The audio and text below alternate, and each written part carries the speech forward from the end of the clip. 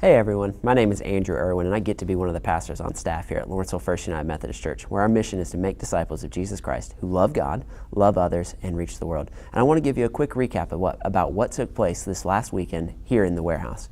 For those of you who weren't able to join us, we want to let you know that we wrapped up our sermon series called All In, and this has been a powerful sermon series. We focused on the vision of our church of making disciples who are committed to worship, who are engaged in small groups, and who are serving faithfully and serving passionately.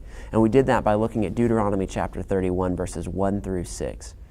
This passage shows the story of the Israelites who have left Egypt, and they've been wandering around in the wilderness for 40 years. And they get to a point where Moses, their great leader, stops them and says, I can go no further. I will not be entering into the promised land. But here, this is your all-in moment. You don't need me anymore because you will be following God. In that moment, he challenges them and says, you can do this. You can go all in, and you can be who God created you to be. And as we looked at this story, we saw three main takeaways. And we're going to talk through those really quickly, and then we're going to give you kind of the final challenge that we gave our congregation on Sunday. Here's the first point we talked through. Number one, God has a good plan for you. Now, unfortunately, when most of us hear that, we assume that means that God has an easy plan for us. But that's not the same. God is saying that I have a good plan for you. And it might be filled with some challenges, some hard times, some wilderness moments. But it will be good because it will be with God. And the second thing we talked through is God is calling us to be strong and courageous.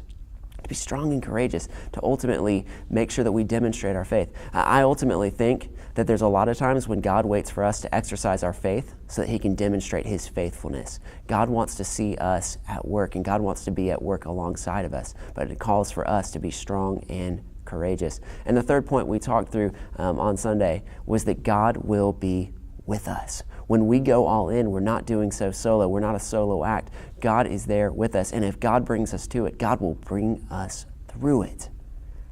I'm so excited about what God has in store for us as we move forward into 2015 and beyond, knowing that we are going all in as a faith community together, and our God will be with us.